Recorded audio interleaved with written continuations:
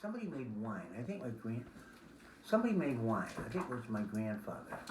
And he used to go down and tap into it. him and his friends. I remember going down there one time. One of his friends was laying under the wine barrel, and the spigot was dripping, and he was laying there with his mouth open. How come you never told me that one? I would have remembered that one. I remember that one very well. How old was he then? 16, probably 17. You were 3 or 4, and so you thought, boy, or 6 I or was 7. 6 or 7. I was 10 years younger. And so you thought, boy, I want to be like this guy, right? Mm-hmm. You never got a chance, Bill. You had the desire, but it didn't happen. You're right.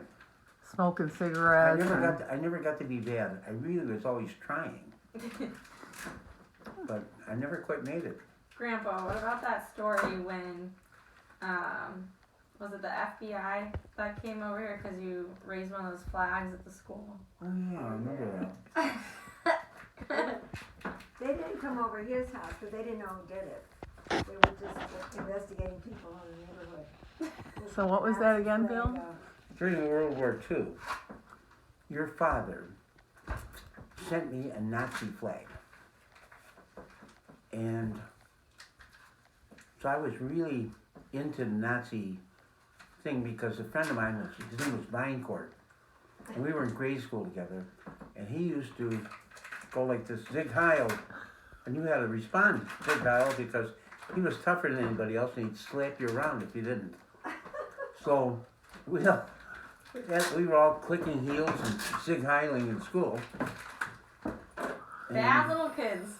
And it turned out that somebody on Joan Avenue was involved with developing the atomic bomb or the Norden bomb site. I don't know which one. I can't remember which one. But he was an engineer or a scientist or something. Mm-hmm. And so here are these Nazi kids who are flying Nazi flags and running around the neighborhood spouting Nazi slogans. And here's this scientist who's developing something for the military, and the FBI is concerned that there's Nazi spies in the neighborhood. Area. Turns out. And the people on the street, a lot of them were German, and they had come over from Germany. And so they were investigating everybody, except the little kids. The kids that were causing all the trouble were the ones that were not being looked at. So when I went to work for NASA... Wait a minute, now you could have joined the Hitler Youth.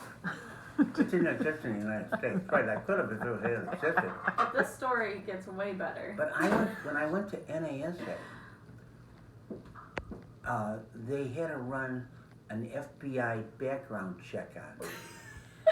And they somehow found out that I was involved with this Nazi group of kids. And I remember I had to get atomic energy clearance. And the FBI was concerned that I was a Nazi or something. Because they were pulling a prank when they were, how old were you, 10 years old? It was a strange situation for me.